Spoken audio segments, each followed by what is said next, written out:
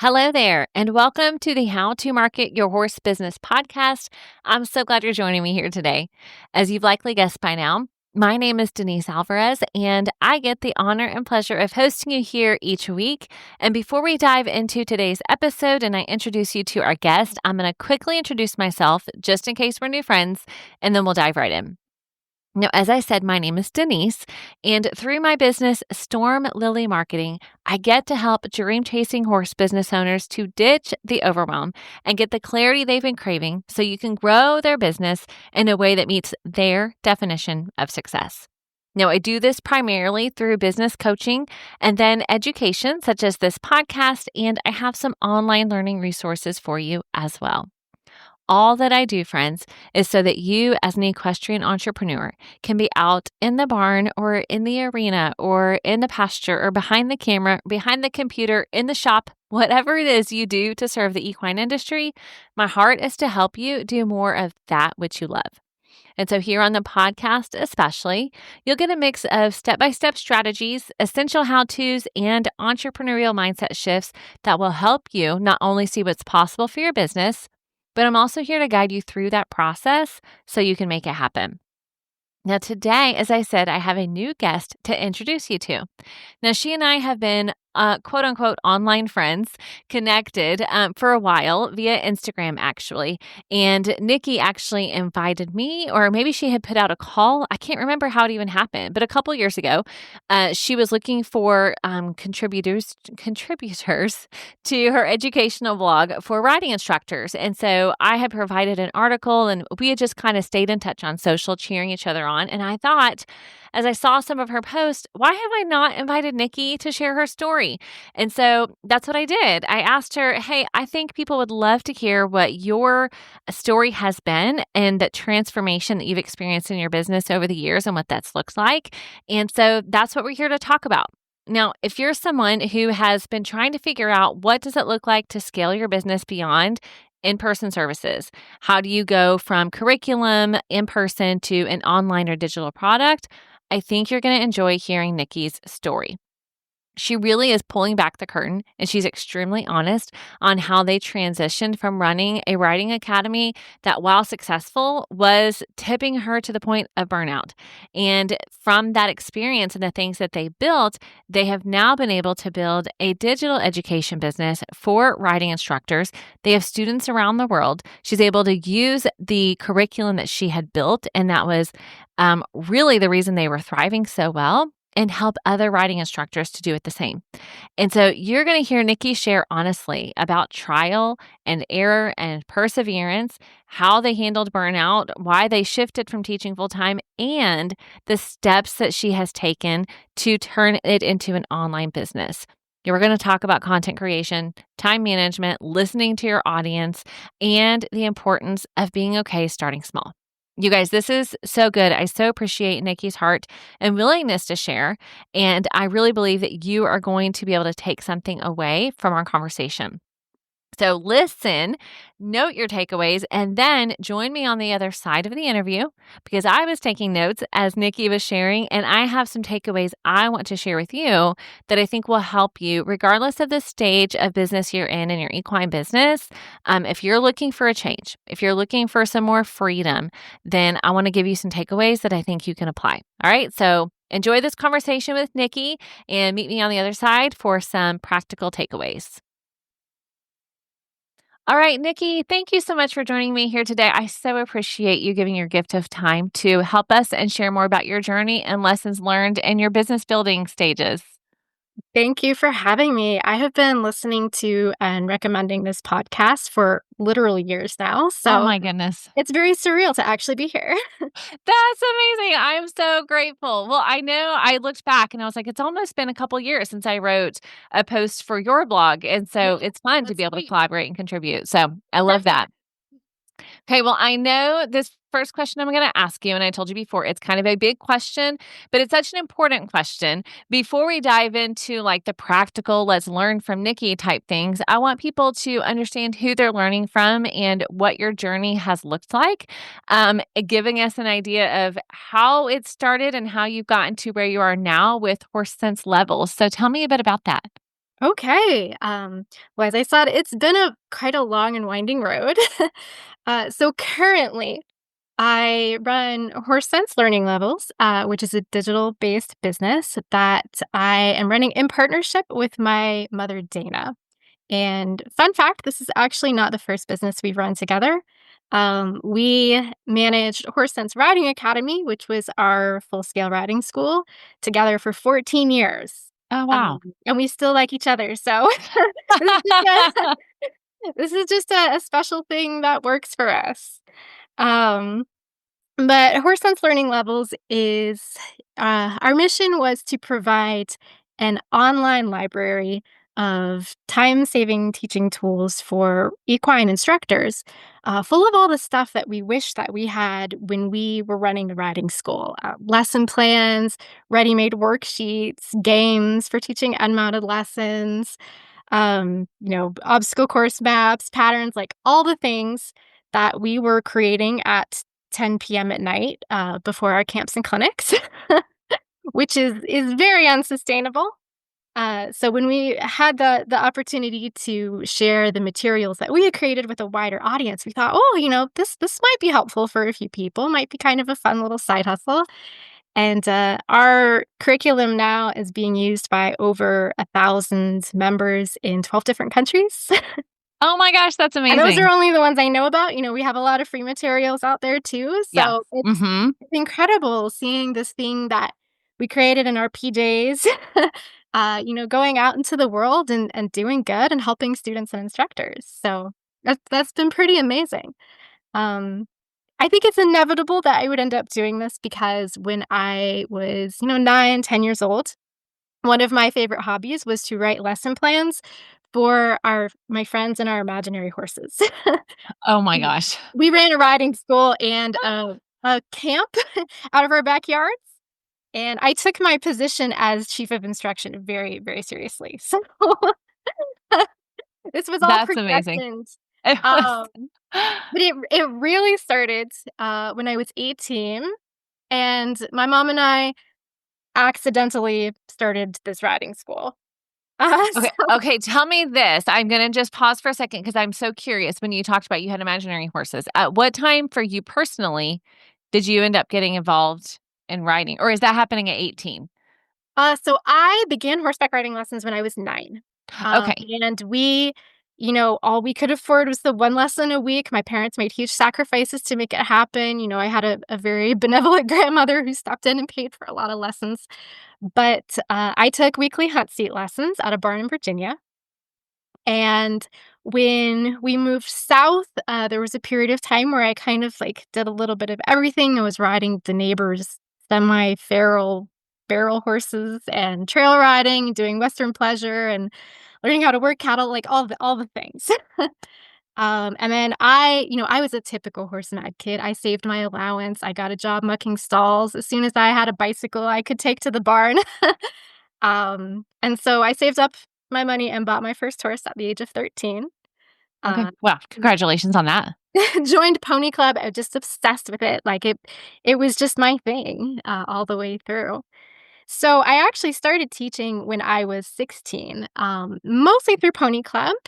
I was just a sponge for everything Pony Club had to offer, but we also had an instructor at our boarding barn where my horse was kept that offered me the chance to do an apprenticeship, which was an amazing opportunity because I was kind of thrown right in the deep end. Like I was working with, 10, 12 riders at a time. A lot of them were adults, English and Western, all levels of ability. So it was a great crash course into the art of instruction.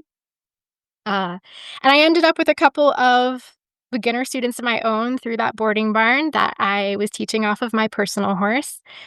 But when I was 18, the boarding barn went under. And we had just become a two-horse family. We rescued a scrawny little Arabian named Sitar, and he was in pitiful shape. He was very old, but he turned out to be exceptionally well-bred and well-trained. Wow. And my mom had just started riding again. She rode when she was a kid, and she had been a Pony Club DC for a while, but she hadn't been on a horse in years. So she had started riding again. We were really doing this thing together, and we were looking at options for boarding our horses. We wanted some place that would let me still teach the few kids that I had and that, would let me play mounted games and do all these things that we were into. And there just weren't a lot of options. I mean, we're in the mountains in rural North Georgia. So, it's not like there's a horse farm around every corner.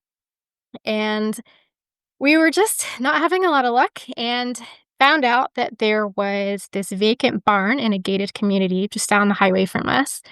And we thought, well, for what they want to lease this barn, maybe we could just run that with a few co-op boarders from the other boarding barn. And we could teach just a few lessons, just enough to pay for our horses and my competition habit. That was the plan. It was not supposed to be a full-time business.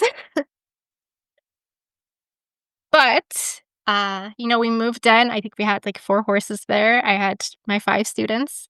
It's like I blinked, and a year later, I was there teaching full days, 6 days a week, and our stalls were filling up, and we had boarders, and we had summer camp, and we had in-house shows, and it was like the phone just kept ringing off the hook.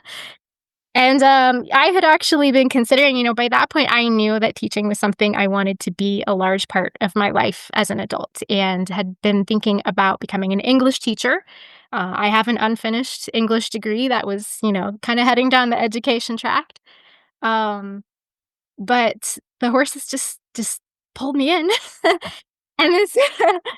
And this business was taking off and taking on this life to this zone. So we thought, well, okay, let's go with it for a while and see what happens.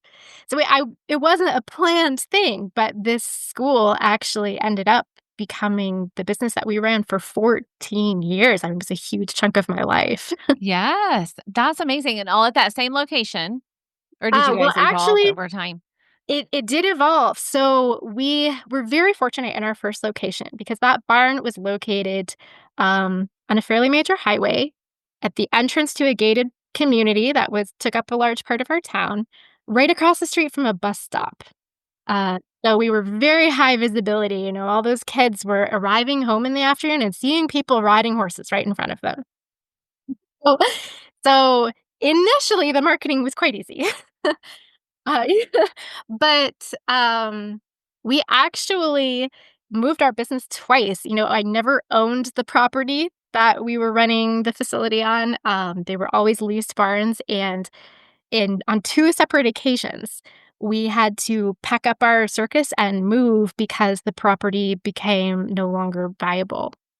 Like that first one, they informed us, well, they didn't even tell us, we found out after the fact, after they signed the contract, but they told us they were gonna put up a 3-story inflatable water slide right next to the arena, and they didn't see how that might be a liability concern. Right. Oh my gosh, wow. And they wouldn't budge on it. They were like, "If you don't like it, you can leave." Oh my goodness We gracious. left. Uh-huh. Um And it actually, it's amazing to me that we survived as long as we did, because we had to pack up and move across town twice. We went through a major recession in a town whose economy was built primarily on the construction industry in 2008. And get very, very grim for a while. But one of the biggest keys that kept us going was actually this learning levels curriculum.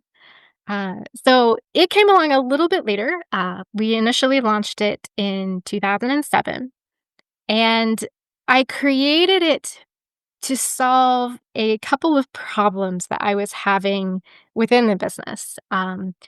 We had run a pony club out of our barn for about 3 years, and I loved Pony Club. It's such a great organization. I recommend it to any serious equestrian, but it is a lot of commitment. You're you're kinda signing your weekends away and diving in with both feet to really take advantage of all Pony Club has to offer, and we were finding that for our entry-level students, that was too much. Like, they needed something that would only require them to be there for their weekly lesson. That was absolutely all they could do. Um, we're not located in a particularly affluent area. We had a lot of kids whose parents both worked full-time, and they were just getting dropped off at the barn by a relative and then picked up after work kind of deal. And, So we needed something that was accessible for them, but would still do what Pony Club had done for me, which was give them, like, tangible stepping stones that were not dependent on competition. Our students were not, by and large, on a fast track to go out and buy a horse or go compete every weekend. They just did not have the means to do that. And if that had been the expectation when they walked in the door, like, I don't think a lot of them would have become our students. We wanted it to be friendly to, backyard kids who were just as horse crazy as I was growing up. And that meant asking less of them initially. So we wanted to de-emphasize competition and reward students for efforts they made to learn, particularly because I feel like, recreational riding programs are incredibly valuable, and they can be a wonderful thing for both the businesses and the clients. But I think they do tend to cause people who don't know anything about horses to view horses a little more like sporting equipment, right? Like, the horses are there for us to have fun, and then you leave at the end of the ride, and that's it. That's all that goes into them. And of course, and I know that's not how horses work at all. Uh, so we wanted a way that to communicate to all of these students and their families that just didn't know any better. That actually quite a lot goes into ethically riding horses, and that everything they learned about how to understand the animal and care for the animal was just as important as what they could do in the saddle. And that, it didn't have to be fast and flashy for it to be fun and valuable. But that was requiring an awful lot of conversations. And I was having, parents come up to me and they would be like, "Why isn't Susie cantering yet when I see that this parent's child who is younger than my kid and has been riding for less time, she's cantering? Do you not like my kid?" So I wanted to solve that problem. And I wanted to give our students, positive reinforcement for any effort they made to learn. And we wanted to celebrate their achievements, whether they ever went to a show or not. We wanted to encourage them to honor all parts of the horse. And I realized as I was going through this process of creating this curriculum that maybe it was going to solve my problem of having to work so many hours off the clock to prepare quality lessons. Because I'd been teaching for 3 years at this point. So I knew that if I actually put time and thought into progressive lesson planning for my students, the quality of service that I was able to deliver was dramatically higher. I think riding instructors all feel very comfortable winging it. We're quite good at it by nature, but that doesn't mean it's always the best way to conduct a lesson. And your students are coming to you with their own goals and their own desires, and it's our job to create the path that leads them there. Um, but for me, that was requiring, hours of lesson planning and record keeping and, preparing materials, putting together camp handouts, like I said, at 10 o'clock at night. Um, and that's not very sustainable. So as I was creating this system, as I'm building out these levels, I was like, well, if I'm standardizing this, if I'm saying, okay, this is what I teach and this is how it's broken down, I can create, lesson plans and course maps and patterns for this once and then just reuse it for every batch of new students that comes in. And then other people could teach lessons for me and they would be on the same page. We would all be Yeah. working to the same standard. So that was highly motivational and kind of powered me through the hours that we spent putting it together. But it was a game changer for our business. Like it solved the problems that I was hoping it would. Mhm. But it also dramatically increased our student retention because our students had those visible markers of achievement and they Yeah. they could see, all right, here's the next goal. And there is something really powerful about having that row of learning levels ribbons up on the wall when they walked in the barn. I call it the Pokemon effect. You got to earn them all. You're like, "Ooh, that one's pretty. I got to get to that level." Uh-huh, uh-huh. Uh, but it had a very powerful effect. And so my student attention just dramatically skyrocketed. And what I realized, as we got deeper and deeper into it is the levels were doing what I wanted them to do. They were communicating expectations and they were creating, logical prerequisites for activities. They were training all of our students really well. But they were also functioning as a pretty effective marketing tool because we were now doing something that nobody else around us was doing. And that was Mhm. already true to an extent. I was teaching jumping lessons. I had a program for little kids, and those were holes in the market that were not being filled by other barns around us. Uh, but the learning levels was something unique that they just could not get anywhere else. And of Mhm. course, this is right when social media is just starting to take off, like right when we're just learning how to tag everybody on Facebook, right? So so we're taking pictures Yeah. of these students leveling up and showing their off the ribbons that they've earned and talking about, what they've done within our program to earn those ribbons. And those pictures start circulating all around our community through those tagged photos. And so that was quite effective marketing. Everybody else can be like, "Oh, it's just like karate. It's just like they're earning belts. How does my kid do that? She loves horses too." Yes. Yeah, I So love that. That was brilliant. Yeah. yeah, it was quite powerful.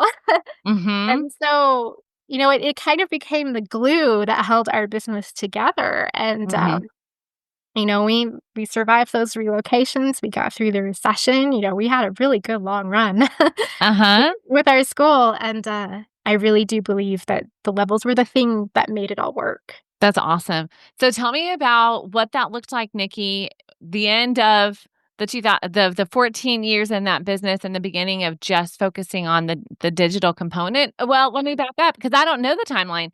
Was it you took it digital and you did both for a while and then it ended, or kind of tell us about Um, what that transition looked th like? there was actually a little bit of a gap in between, and Oh, okay. we had the idea Okay. to share our levels with a wider audience years and years ago, Okay. probably like 2012. Okay. Started Uh-huh. thinking about it because we had, by that point, other instructor friends that we were kind of collaborating with locally. And one of them came to us and she was like, I want to do exactly what you're doing, but I don't want to put the time into building my own system. Can I just use yours? Yeah. And we were like, "Sure, that'd be amazing." So she took the levels to her barn. We gave her some ribbons. She started using the checklist. She started teaching off the lesson plans, doing all the same things we were doing. And she was like, "You could absolutely turn this into a business." And so it planted a seed that just like never went away, right? We just kept thinking about it. But we were both working full time in this riding school. It was still a two-woman show. It was a two-woman show all the way through for the most part. And it it was like, "Oh, we should really, really be doing this," but there were never any hours to put together a separate business. Um, and, I mean, I know we'll probably get into talking about, like, business challenges here in a minute, but I will say a lot of what I know now about running a sustainable business, are lessons that I learned the hard way. And experience is a very good teacher, but she's not always kind, right? 100%. And so, towards the end of, well, I mean, kind of heading into 2017, we found ourselves kind of painted into a corner, where we had created this business that was the talk of the town, that was beloved by our students, like, we loved all of our clients, it was profitable, but just barely, Mm. and we were facing, like, some really tough transitions where, we had a lot of family health stuff going on behind the scenes. All of our beloved, incredible school horses were nearing retirement age. I mean, we had our ponies out there working at the age of 30, and we knew that couldn't go on much longer. Um, we there's just a lot of things kinda going on in the background that meant that very likely one of us was gonna have to step in and run the business single-handedly, Okay. and neither of us were in the position to do it. And I didn't even realize it was happening at the time, but I was incredibly burnt out. Mm, Had yeah. just been working so hard, so long for this thing I was very passionate about, but, you give and you give and you give and you give, and then suddenly your cup has nothing left. Mhm. And I didn't even fully understand what was happening, but my health was starting to go downhill. And actually, after the business closed, like I crashed so hard, it took me about 2 years to recover, like mentally and physically. There were pretty Yeah. serious consequences where I'd just been burning the candle at both ends for so long. This business had been my life and I loved it, but it was slowly killing me. And knowing what I know now, there are definitely things that we could have done to turn that business into something that could survive without our participation.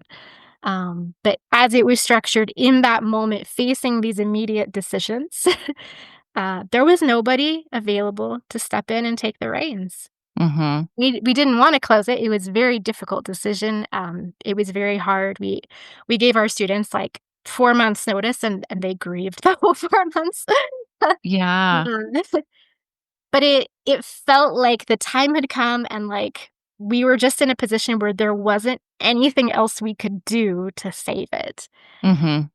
So we had the thought, we were like, "Okay, well, if we're gonna restructure," I did start teaching on a freelance basis, so I was still traveling around. I actually was able to keep a lot of my original students because they moved to other barns or leased horses where they were allowing me to come teach them. Oh, wow. Uh, That's amazing. but I still had my hat in the ring, I was still in the Yeah. game a little bit. We just restructuring, Yeah. scaling down, I got married, we bought a farm, like, all this life stuff is going on. Uh-huh, And, right. my mom and I kept saying, like, "We should really do this online business. We have time now, like, we could make this work." But Yeah. it probably, like, for so many of us, it took this little thing called a pandemic in 2020 Oh. where, as a non-essential business person, I was shut down for, like, 5 or 6 weeks, in spring of 2020. And suddenly I had all this time. I wasn't traveling to teach every day. So I was like, okay, well, what if I took this time and I pretended that Learning Levels was an actual business and it was my actual job? And what if I put in the work to make it a reality? And I'm glad we didn't know how much work that was going to be up front because it's been a huge undertaking. But at the end of the year, we did finally launch our little first website out into the world. And, it started slowly gaining traction. The thing that was difficult was that we had this gigantic wealth of material. I mean, we had, over a decade's worth of stuff Mhm. put together, but a lot of it was in my notebooks or was in a, ancient Microsoft Publisher document that you could barely open on a modern computer. Yeah. Uh, Uh so we knew we had the content, we had the resources, but we had to put everything into a shareable format, yeah. and turning what we had used into something that would work with a much wider audience, particularly Mhm. because there's so much variation in how people teach horsemanship. It's been a huge undertaking. I mean, it's taken literal years that Mhm. we've been building this out. Yeah. So probably good I didn't realize how involved it was gonna be. But I am stubborn, I stick with things Uh-huh. through the Mhm. hard times, and, we got that website up, and it just slowly started to take on a life of its own, just like the riding academy did. That's amazing. Like, there are so many lessons I'm gonna pull out from that all later. So and I Yeah, always do, like, from the stories, I'm like, I'm taking mental notes. learn from my mistakes, Yeah. others. Well, everybody has them, right? Like, there is 100%. Everybody has a unique story and journey, and part of it is probably, I would guess, some of the things you learned from those first 14 years, you're able to build this business differently. Now, even though, of course, it's a digital business and not an in-person business, and that's a hugely different component too, but that does not mean that people in the equine space that are running a mostly digital business are not in the phase of burning the candle at both ends or, have to protect themselves from experiencing burnout or thinking about Yeah, sustainability and long-term success.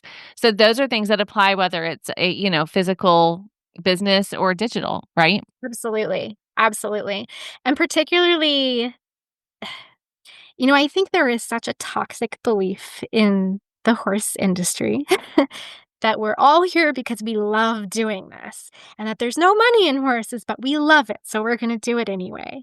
Mhm. Uh, and that is years of programming Yes. that I Mhm. feel like I have been very slowly purging from my system. And I'm Yeah. going to teach myself that, if this is not a sustainable business that you can run without doing yourself harm, that allows you to help people while helping yourself, um, then it what's the point?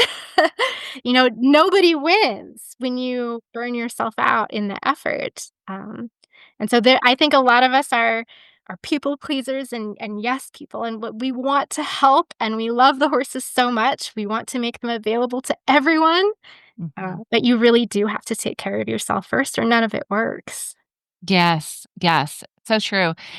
And again, I know you've heard me talk about this in the podcast, but like that idea of profit is not really a bad word and it's okay to prioritize that, right? And Yeah, so, yeah, for people thinking oftentimes like it has to be because of the love of the horse first and only, and that is the driver for the majority of people in the industry, which is lovely. Like it's wonderful that everybody has that shared passion.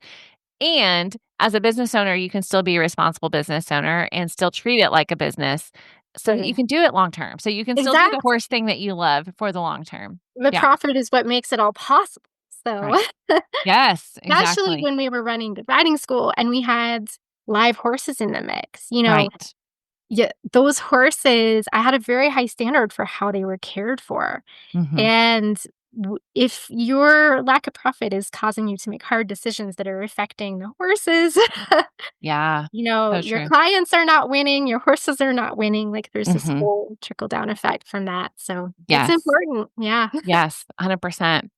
So tell me this, Nikki, and you alluded to this a bit ago, knowing I was going to ask you. And this question, I would love for you to answer from either or both sides of the business.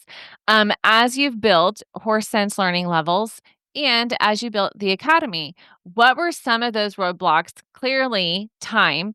And time, we've talked about that. But as you built the business, what are some of the roadblocks that you've experienced that were maybe things that you didn't expect to be a roadblock or that kind of like almost blindsided you or like some of those that were just like this was a really or let me I haven't really phrased it this way before, but I'm learning so much more about how much mindset impacts all of us too, and how sometimes the roadblock is a mindset shift and it isn't even like a physical issue that you had, right? Or like a specific thing. Definitely. So, yeah, so talk to us about some of the roadblocks and or mindset shifts that you have walked through in this business building process. Yeah. Um, the writing academy definitely involved a lot of mindset shifts. And this is something I see a lot of other lesson programs struggle with. Initially when we launched the lesson program, I kind of had the mindset of like, okay, well, everybody is going to, do their weekly lesson and we'll fit the unmounted stuff in where we can and we're everybody will jump and get to go to shows and do all the camps. And I maybe had that little nagging thought in the back of my head that, "Oh, they're not really gonna wanna pay for things if it's unmounted, so there has to be riding involved in all of it." And what that looked like in reality was the horses and I would be out on the hot arena sand every summer day for, like, 6 hours. Uh, which was sort of miserable and nobody was really having fun out there, but we thought, "Well, that's how you have to do it, like, it has to be a riding camp or nobody will come," right? And we put a thermometer out one day, when the kids were extra cranky and the horses were getting really fussy. We put a thermometer out in the arena, actually put it down on the sand where I was standing, and we found out that it was hitting between 110 and 115 on that sand every afternoon. Georgia. Yeah. We have hot, humid summers, and we kind of thought like, "Okay, this is ridiculous. We need to actually do something that feels sustainable out here." And so we completely restructured how we were doing camps, and so we would do just riding in the morning, and then I might have a couple of lessons, late in the evening, but we would only ride, up until, like, 11 a.m. in the morning, and we would say, "After that, if you want to come and do unmounted stuff for an afternoon session, you can, right? Hmm. And because we have this pervasive mindset that we're like, people are not going to pay for that. What we thought would happen is that maybe one or two really gung ho kids would sign up. And then otherwise, our afternoons were going to be pretty quiet all through the summer. And what actually happened is that almost everybody who signed up for our camps paid Hmm. extra to do the unmounted sessions. And we had never given our students the benefit of the doubt. We had always had that kind of pervasive belief that, like, oh, they're not going to pay for this. They won't appreciate this. They don't want this. Right. Hmm. Hmm. And I think sometimes you have to decide, like, okay, what do I think is the best way to do this? What do I really value? What kind of horsemanship program do I want to run? And you have to trust that the right audience is out there that's going to appreciate you doing it that way. And they are going to pay you and they are going to support you for it if you really offer it with conviction. And Hmm. that caused such a big mindset shift. Actually, a lot of the lessons that I do currently, because I am still doing a little bit of teaching, but a lot of them are totally unmounted. I've sort of figured out a way to make programs that work for retired horses or horses that are suddenly too lame to ride and the owners don't know what to do with them anymore, or Hmm. the horses in their golden years and they feel bad riding them, but they want to spend some time with them. And I created a whole groundwork curriculum, just my learning levels, just in a whole new format. Uh, Yeah. and I've been able to teach a ton of unmounted lessons, which has been incredibly gratifying. So I think you do have to believe Hmm. that people are going to be interested in things that you genuinely believe in, that you're offering for the right reasons. And if you have solutions to their problems that also allow you to protect yourself and your business, Yeah. like Hmm. there's a big sweet spot in there, but it does start with that belief. Like Yeah. That's so good. And what I hear too, Nikki, is like how aligned it was. Well, I'm assuming the timing is you already had the learning levels and then you'd started doing the unmounted camps. yeah. And we So I had feel like that aligns really well with that mindset that you were already having of like, of what we value here is learning, right, right? right, Instead of like, we only value competing, because clearly if you only value competing and you only value showing, then the mindset of the kiddos that you're going to attract is going to be a little bit different. But when you're exactly. as a business, you value the learning and you value the horsemanship and the complete, comprehensive package. I Yeah. can see how that would align really well with what you did. And what was cool is that the more we shifted towards believing like, okay, this is actually what we wanted. Like, here's the kind of horsemanship we want to teach. Yeah. Here's the kind of people we want to teach.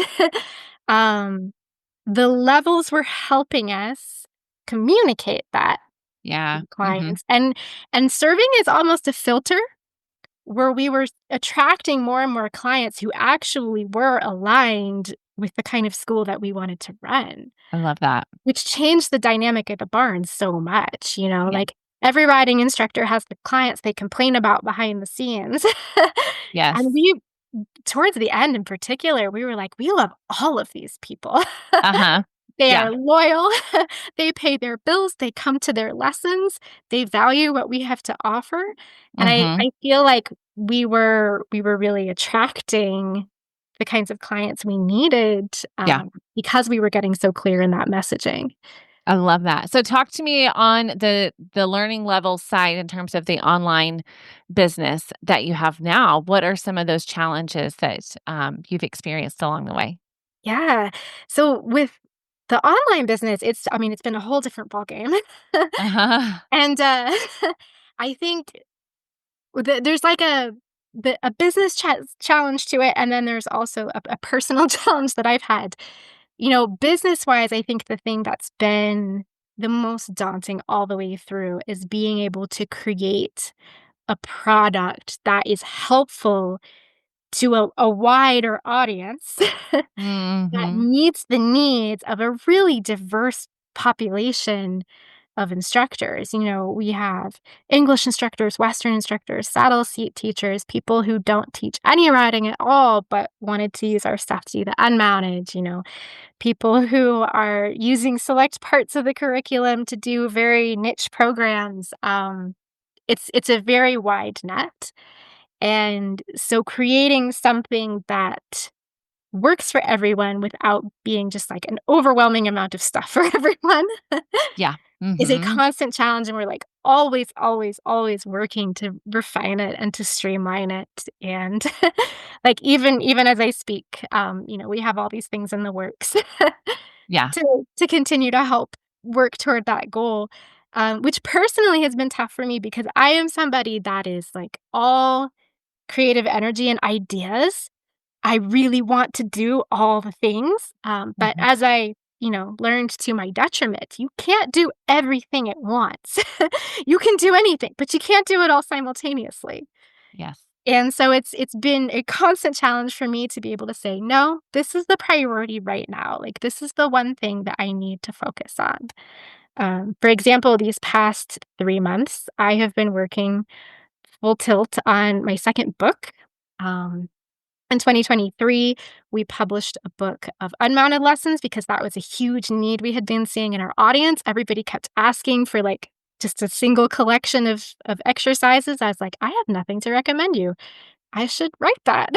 Uh-huh. um, and that's been an incredible experience. Like that book has helped a lot of people. It's done a lot of good in the world. It did a lot of good for our business. But books are incredibly time consuming and they're very like, they require so much creative energy, and so for these past 3 months, I've had to be like, "This is the thing that I do. You can't say yes to 6 other projects right now." Because, of course, our members are very enthusiastic, they have lots of wonderful ideas, and we Mhm. have years' worth of ideas for other things we could be doing to help them, so I'm Right. constantly having to rein it in and be like, "Alright, you'll get to that, but Yeah. Yeah. you can't do it all simultaneously, and every time you try, you get in trouble." So Yeah.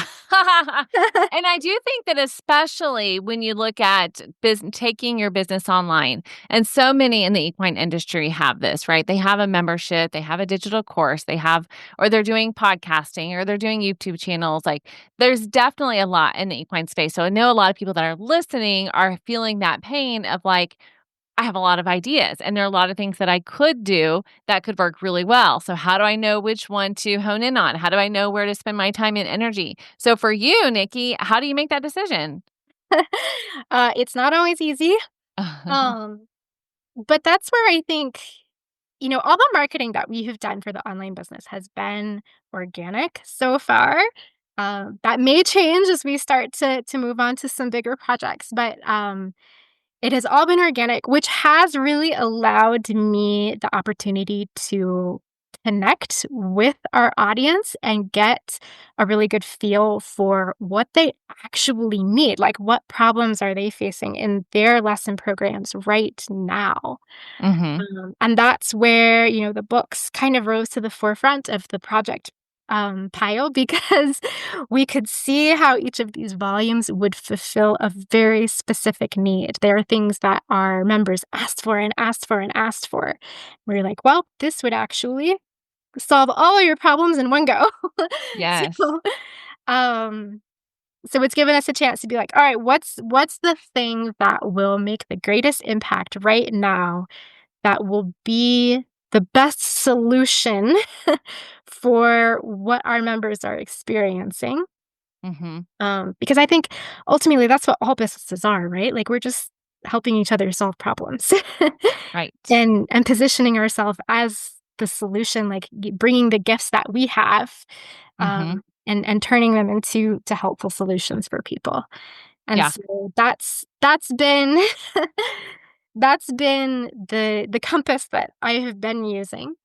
My mom and I are both very highly creative people. Like we would love to be doing nothing but creating content all the time because we really enjoy it.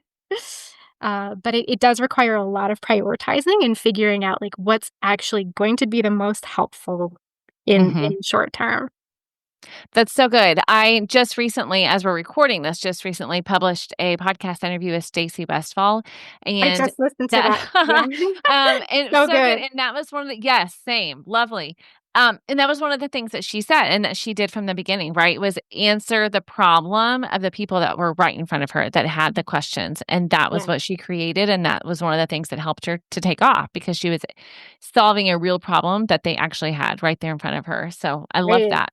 Okay. And So, marketing, like, isn't shouting into a void, like, it's actually a conversation with people, right? yeah, And exactly. kind of showing them like, "Oh, here's what I have to offer. Would this be helpful to you? What kind of problems are you having?" I think it's a two-way conversation, and it gives you a lot of insight. Mhm. Okay, that was a beautiful lead in because that's my next question for you, Nikki. Talk to us about the process of learning the marketing side of things, which I know looked different for the physical business and a little bit different for the online business. But really, similarly, what I hear you say though is the aligned values is what you're communicating more. So I want people to hear that too. Like when you're Yeah. talking about, okay, we're for all these different types of writing instructors, but even then, you're still not for all writing instructors, right? Like you still had to hone in Right. on some of that messaging and what those values are. So talk to us about that process of learning the marketing side of things, why it's been important to you, and maybe some of the things that you've learned along the way. Yeah, that's been a really interesting journey because with the physical writing school, I kind of got lucky because we were so prominently visible in that first location. I didn't have to work so hard to get people in the door. So by the time we moved across town, we already had a waiting list for lessons. And so I feel like I didn't really have to dive too deep into the marketing side of things until we went online. And I've been entirely self-taught. I'm one of those people who loves to analyze things. It's why I like teaching, and I like to sort of pick apart like, "Okay, this is really effective. What makes this work?" Mhm. So I started paying really close attention to, okay, if I am on Facebook or Instagram and an ad catches my eye, why? What was effective about it? Like, what did they do that made me pause my scroll and go, I should think about this for a moment? So I feel like I've just been dissecting what other people have been doing constantly for the past few years. Plus, learning from all the wonderful free resources out in the world now, like your podcast. uh, yeah, it is really, really interesting to me because it is so important, to you can have the best product in the world. Like you can have the most unique, impactful ideas. And if nobody knows you exist, it helps absolutely no one. That is so true. and and so it particularly with the internet being such a wide audience, it's very different from when you're just advertising in your hometown. We have really had to zero in on like, okay, who are our people? Who can we help? Who's going to appreciate what we have to offer? Mhm. And like what kind of messaging is going to create a membership full of people who are aligned with that are going to be happy with what we have to give them. Mhm. Um, and so we do a lot of value-based messaging like you were talking about. I do try to talk a lot on our social media platforms about the kinds of horsemanship principles that are woven into our work and like, what we think is actually valuable in a lesson program. It's it's kind of a big responsibility because when you think about it, people who are teaching introductory level writing lessons, which is kind of our bread and butter, is like foundational beginner programs. But people who are doing that are becoming the primary way that people enter the horse world, right? Like, it's not like it was 50 years ago when there was a horse in every yard. Now riding schools are the main way that people can get access to horses, and they're facing a lot of challenges right now because the cost of keeping horses has dramatically skyrocketed. Um, so so there's sort of this big impact that we can potentially have, not only are we affecting these instructors' ability to run their programs efficiently, but also the sort of lessons that they're passing on to the next generation of horse people. Yeah. So we try to like really impart the importance of that in our messaging.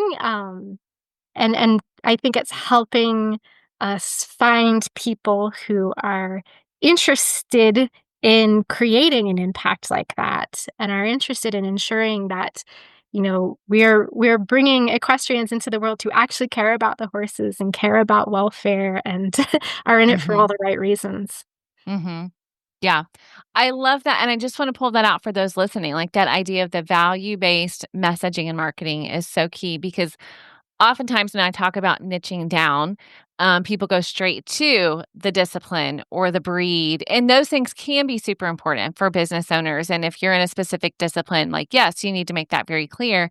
And also, even within that, within a discipline, there are different people that have different methods and methodologies and values when it comes to riding, training, horse Yeah. care, all of those things. And so when it comes to your marketing, it's very important to make that clear because it's what's going to allow you to do what you talked about, which is work with the people that you love to work with, that Yeah, bring the most joy, right? And then the clients that are gonna really enjoy working with you because you're aligned in yeah. those values.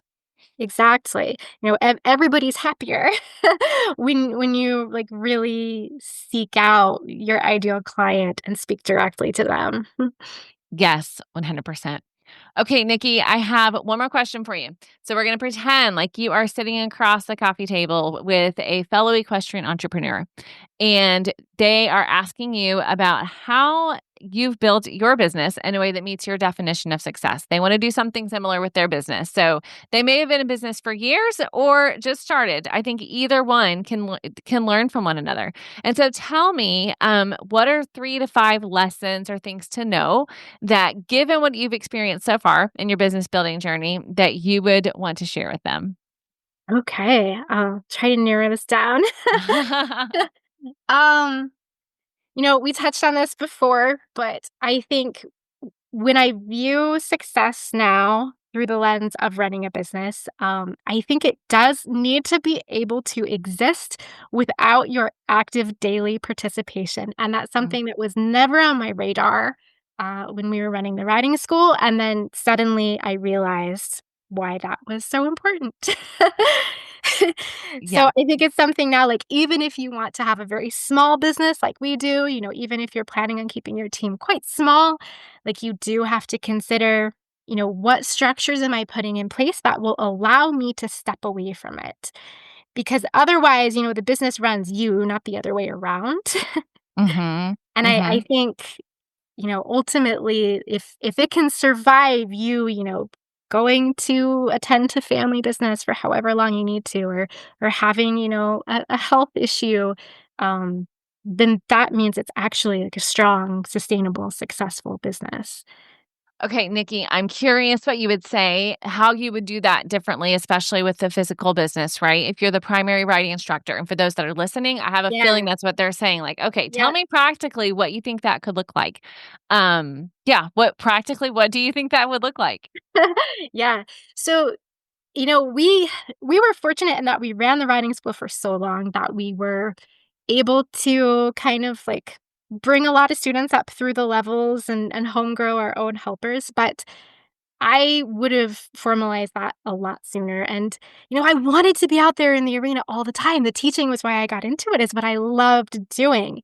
Mhm. But I would have asked for help much sooner and hired on assistant instructors because we did the first part. We did the hard part of the work, which was that we created a standardized system that Mhm. would have allowed other instructors to come in and teach alongside me pretty seamlessly. And I really, really wish that I had relinquished that tiny bit of control and allowed someone to come in and kind of not replace me, but supplement the teaching that I was doing Mhm. so that the business was built around what the school had to offer and not what I had to offer personally. Mm. And that's been a major goal, as we've been sort of considering how to scale our online business, is that, while we love working one-on-one with people, at the same time, like, there is a point where, chronic health considerations and life Right. happening behind the scenes, and we really want to build something that will be helpful to people, even if we cannot be sitting there in front of them all the time. Yeah. And I think that's where you see so many trainers do certification programs, right? It's because Yeah. again, they're trying to replicate themselves and their systems and their methods because they can't be everywhere. And so it's that a little bit of sustainability and scalability built into it. So that makes perfect sense. Thank you for diving into that. I think that again, for those listening that are saying, okay, tangibly, what would that even look like? And trying to picture it, hopefully it helps those listening to be able to see, okay, here's what could be possible. Here I can maybe think creatively or differently about what I'm doing in my business. So sorry, I jumped in on that one. Oh, no, no, But that's important. that was a great lesson. What else do you have? What else would you share with them? I would say also, we talked a little bit about, like, figuring out what kinds of problems your clients are really having and how you can help them. And really initiating those conversations and listening to their feedback is so important because it will lead you to things that you may not expect. Um, the books were not on my radar when I started this business. I always had kind of the dream that I would like to write them someday, Mhm. but I had not envisioned them fitting into what we were doing right now. And it was only because of the feedback that we were getting from our members and the conversations we were having with them that we realized, oh, this would actually be helpful right now.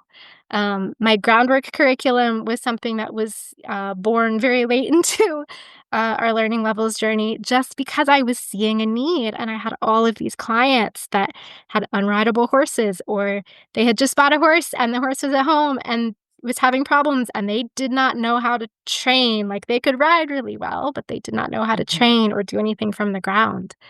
Um, and so I was able to say, I have the experience and the idea of how I could help you fix this. Mhm. Let's turn this into something that actually, like, something tangible.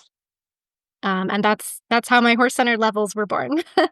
Uh-huh. So I do think it's really important to continue listening and to be willing to evolve and reinvent yourself. I know Stacey Westfall talked a lot about that too. Um, but yeah, you can't be afraid to pivot, especially I think, the horse world is changing really fast right now and the economy is keeping us all on our toes. And so you have to be willing to get out there and try new things and just let your clients be your guide. Yeah, that's so good. I love that. I appreciate that, and I hope those listening will take even hearing that again, for those that heard it with Stacey Westfall, like, it's so important to be willing to, yeah, evolve and grow. That's very good. Yeah. Yeah. And I think too, like, if you can identify what your zone of genius is, we all have one. There's that one thing in our business that we're really, really good at. And I do think, like, you can definitely go too far with that. For a long time, I was like, oh, well, like, sales and marketing, that's something I'm just not good at. I hear a lot of people say that. They have this belief, I'm just not good at it. Well, it's a skill. You can learn it, just like we all learn to post to the trot. But there is usually that thing that you are really good at, that one little part of your business that you've discovered that really lights you up, that is maybe just a little more fun for you. Um, for me personally, I I taught a lot of, like, 4 through 6-year-olds, most of the years we had the riding school open. And I have this uncanny ability now to take any basic, boring exercise and turn it into a game. I can be like, "Oh, here's how we make this fun." So that's what my second book is all about. It's entirely games that you can use to teach horseback riding. Okay. It's an Mhm. alternative to drilling or, saying, "Why hasn't my student gotten this?" It's all about using games to motivate. Um, and I think when you find those things that you are really good at, you can lean into them a little bit. Even if you're afraid that it might make you seem a little weird or it might set you apart from the crowd, that's not a bad thing. Yes. Uh-huh. I see so many, I have the opportunity now in this position to interact with so many different lesson-based businesses. And I can't tell you how many, like, riding school websites I've looked at that all look exactly the same. Like, they're all offering the same cookie cutter programs. Yes. And I'm like, "Okay, but what sets you apart from everybody else?" Particularly if you're in a very horsey area. A lot of times people will tell me, they're in Connecticut, they're in Virginia, they're in Kentucky, like, they're in little horsey pockets. And they're like, "Well, there's just a lot of competition, so I have to be the cheapest barn." And I'm thinking, "No, you just have to find, like, the thing that you are uniquely good at, Yeah. that you have Mhm. to offer that nobody else is offering." Mhm. Mhm. And if you can find this unique experience that students can't get anywhere else, then you're set, and then you can really charge what you're worth. Mhm. Um, Mhm. so I I Yeah. I think you have to be on the lookout for those things that That's so good. I love the way you took that too, Nikki, and said, like, yes, be in your zone of genius, and then make sure, because of course I say I love that because it's the marketing piece, right? Be in your zone of genius and then market that well. Like, Yeah, connect that to that's what sets you apart, because that's also probably what's already attracting people to you. And so yeah, if you can find that out and then, shine a spotlight on it, that could be right, really powerful. right. And it just brings you to your ideal client, just like we were talking about earlier. Exactly. Yeah. Lovely. Okay. Is there anything else? This has been so wonderful and I'm so grateful. Is there anything else that you think my listeners should know about business building in the equine industry? Gosh, I mean, I feel like if I was gonna impart one last piece of wisdom here, it would be that, like, business is always going to challenge you, and it's always going to ask you to grow and evolve and, like, not to be afraid of that. Because most of it is learned skills. There were a lot of years where I spent all my time working in the business instead of working on the business, and I Mhm. wish, hindsight being 2020, that I had taken the time to level up my business savvy instead of just being in the arena all the time. Um, and I would say, whatever confronts you or seems scary about business, like, just have faith that you can learn it. This is all achievable by mere Yeah. mortals. Right. But like, push yourself to level up in those areas because I love that. it's really what's gonna allow your business to be resilient and show off what you have to offer. That's so good. That's such wonderful parting advice, Nikki. I love that. Thank you so much for sharing. Okay, I'm clearly going to put links to all the things in the show notes, but for those that are listening now, tell them how they can find you online, where they can go to learn more about what you're doing. Okay, so the main place is gonna be our website, which is horsesenselearninglevels.com. And we have a ton of info on there. There's a blog, which of course you are featured on.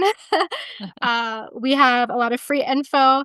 There are download files that you can access for free, including a get started guide for anyone who is interested in implementing our materials or just starting a levels based curriculum of their own.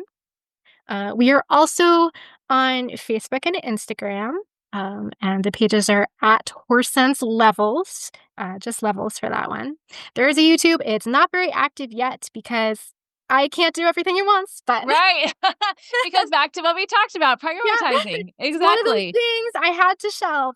But ever Yes. since I listened to the podcast episode you did a few months ago about YouTube channels, Yeah. I have been thinking about it. So Okay. I'm excited that to may watch. be You'll a have to keep future. me posted. Yeah, that may But be a I future love that. venture, but that's at Hortense Levels as well. Okay. And then our books are available through our website, but also on Amazon. So the Big Book of Barn Lessons, which is a collection of unmounted lessons and advice on teaching unmounted horsemanship. It's there right now. And the Big Book of Games on Horseback will be joining it on May 30th. Woohoo! Awesome. Oh, Yes, that's exciting. Okay, so so this is gonna exciting. publish just in time. So, Yes. beautiful. Okay. Thank you so much, Nikki. I'm so grateful for you sharing your journey. I'm so grateful for the way you pour into other lesson programs now, and, I'm excited to get to continue to watch you on this journey. There are big things ahead, I'm sure. So, thank you for Yes. sharing. Thank you so much for having me. It was an honor. All right, friends, I hope you so enjoyed getting to know Nikki and hearing her story and what her business journey and business building journey has been. And yes, she's still on it. She's still learning and growing. And so I would encourage you to connect with her online, follow what they're doing, cheer them on, let her know that you're grateful for the time she took to share her story. I will have links to all the things that she shared, her new book, her first book, their website, the blog post that I did. All of those things will be on the show notes for today's episode. So if you go to stormlily, LILY.com/179 for episode 179, then you can get all the links. You'll get a highlight from today's conversation, and you'll also get these 4 takeaways that I'm about to share with you. Okay, so that is the show notes, stormlily.com/179. So let's dive into the takeaways. All right, these are 4 things that I wrote down that I hope that you're able to pull out. Now, some of them I actually talked with Nikki about, and I said, I want you to know this. As you're listening, I want listeners to pay attention. And some of these I just jotted down to share with you afterwards. All right, the first takeaway from this conversation with Nikki is that your knowledge is valuable beyond the barn. Okay, or beyond what it is that you do, what your specialty is. So if you've built systems, curriculum, or methods that work, there may actually be a broader audience that's willing to pay for access to them. So Nikki and Dana turned their real life experience into a product that now runs with flexibility. And so you all can do that as well. Another episode I'm going to encourage you to listen to would be Shelly Paulson. I will link to that in the show notes as well. She was on my podcast talking about scaling and growing and what that looks like and what that's looked like for her. And one of the ways that she has chosen to scale her photography business, sorry, I didn't say that part. She is an equine photographer, lovely equine photographer. You've seen her pictures on the covers of Horse Illustrated and Horse and Rider and a variety of magazines and publications, okay? So given what she's learned, she now has taken that knowledge, the systems that she's built, and she's teaching other people. So they're learning from her, and she's able to sell digital products in that way as she continues with her equine photography business. So I'm going to link to Shelly's episode in the show notes for you, but that would definitely be another conversation that you can learn from and lean into to that idea of scaling using the knowledge, systems, curriculum that you have. All right, takeaway number 2, start with what you have. So speaking of, if you have a binder full of lessons, just like Nikki did, you have a simple system that works in your barn, don't underestimate its value. Start with what you have. Share what's working for you, and you can always refine as you go. Takeaway number 3 is to listen to your people. As you heard me talk about with Nikki, right? She was listening to what people were asking her. As you build relationships with your audience, they will tell you what they need. And then you can create the product, the service that they're looking for confidently, knowing that it's what people are asking for. The 4th and final takeaway is that your business should support your life, not the other way around. This is so huge, especially for equestrian entrepreneurs. I get it. The horse space is different, 100%. But that doesn't mean you need to live on the edge of burnout all the time. That is not why you started your business. So give yourself permission to pause and reassess, and then consider if there are some changes you need to make that can help you to build a business that honors your well-being, your health, and the joy in life that you have. And then your equine business should fall in line with that. Okay? All right. Those are 4 powerful takeaways that I think will help you. Now, if we're new friends, you don't know this yet, but those that have been here for a while know that I am all about taking action. So I want you to hear Nikki's story. I want you to hear the takeaways, and then I want you to take action based on these takeaways or based on maybe ideas that you had coming to mind as you listen to Nikki. My encouragement to you is to schedule out 10 to 30 minutes that you can just sit and brainstorm about what you have in your business that you might be able to sell as a product, that you might be able to then turn around and make some income based on what you've already created. Okay, so take some time to brainstorm that. Start simple. Start listening to the people around you that have been asking you questions. And I know for some of you, you've been thinking about a membership. And as you hear Nikki talk, you're thinking, okay, this might be the direction I want to go. I want to encourage you to get my free guide. I created the Beginner's Guide to Online Memberships for Horse Businesses because I know that many of you are at a place where you want to start a membership program, but you don't know where to start. And so this guide is going to give you a step-by-step plan to help you get your membership out into the world so you can build your recurring revenue and serve more people and more horses. Okay, so if you go to stormlily.com/memberships, you can get that guide for free. Or, of course, I've got it linked on the show notes for you as well. So you can go there for everything, which is stormlily.com/179. All right.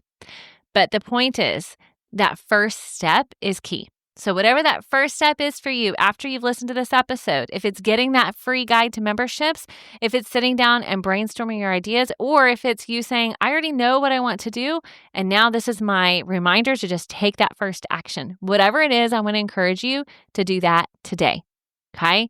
And then, of course, send me a note. I would love to hear from you. If there are ways I can support you in building out your membership, and maybe you're saying, I have the ideas, but I need a coach that can help me and guide me in that process, I would love to visit with you about coaching and what that could look like. So again, those show notes are where it's at. It's all right there for you. Okay. Thanks so much for joining me here today. I'm so glad you're here. I'm cheering you on in your horse business, and I'll see you again next week with another new episode. Have an amazing day.